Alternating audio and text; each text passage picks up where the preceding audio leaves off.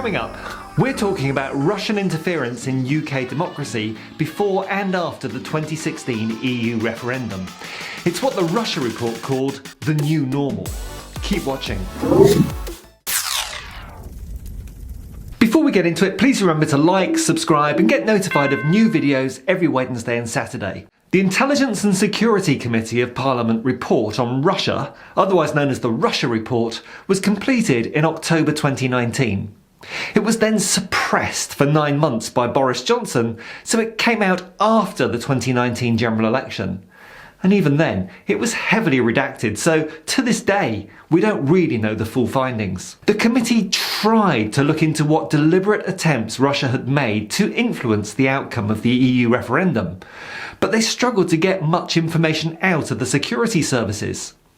MI5 only provided 6 lines of text on the subject because, quote, they didn't want to be seen as having any role in relation to the UK's democratic processes, and particularly one as contentious as the EU referendum. The committee complained that it had not been provided with any assessment of Russian interference in the referendum. So you might think the government could breathe a sigh of relief. The committee did not find any evidence of interfering with the EU referendum. But actually, what they did find was even more shocking than that. Let's listen to Stuart Hosey, spokesman for the committee.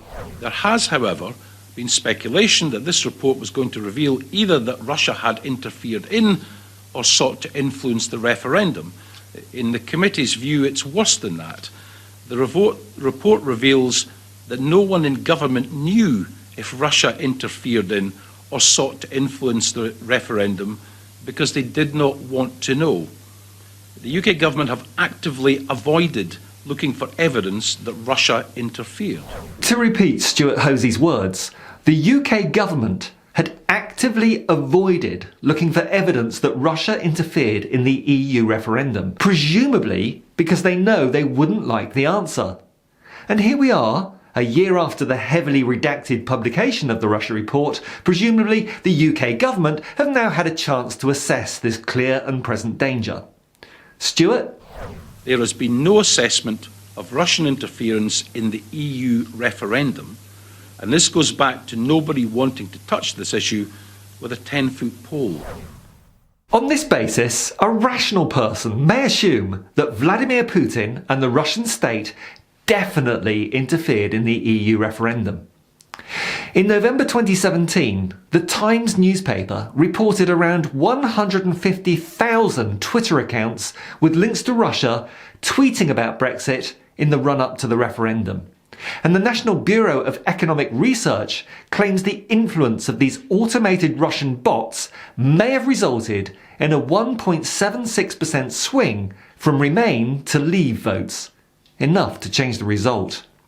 The report also pointed to a series of false stories pumped out by Russian state broadcasters, all favouring a Leave vote. Putin knew that Brexit would weaken Britain and the EU, divide and conquer, both militarily and economically. In 2018, the House of Commons Culture, Media and Sport Select Committee released an interim report on disinformation and fake news, which established that Putin's Russia had engaged in unconventional warfare through Twitter and other social media against the United Kingdom, designed to amplify support for a Leave vote in Brexit. The Russia report also found that Russia had definitely interfered in the 2014 Scottish independence referendum previously, trying to sow confusion through social media, alleging electoral fraud amongst other fake news.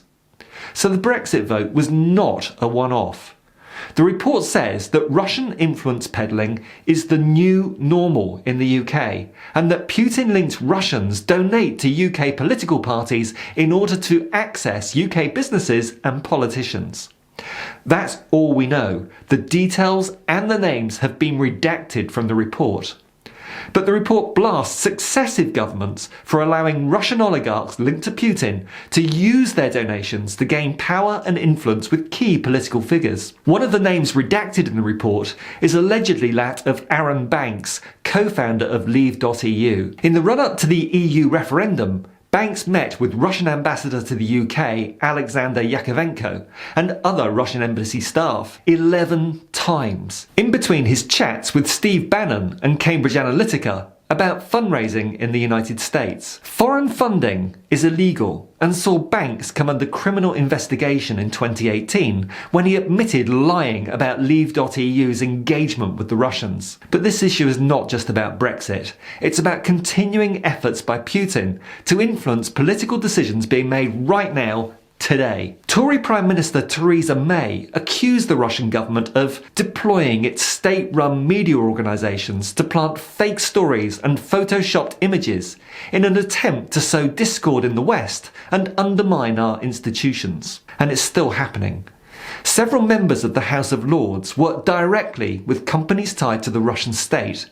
Conflicts of interest which I personally find quite scary. Boris Johnson and Putin's friend, Yevgeny Lebedev, the son of a Russian KGB officer, has recently been appointed Baron Lebedev of Hampton and Siberia and sits in the House of Lords, voting on legislation affecting you and me.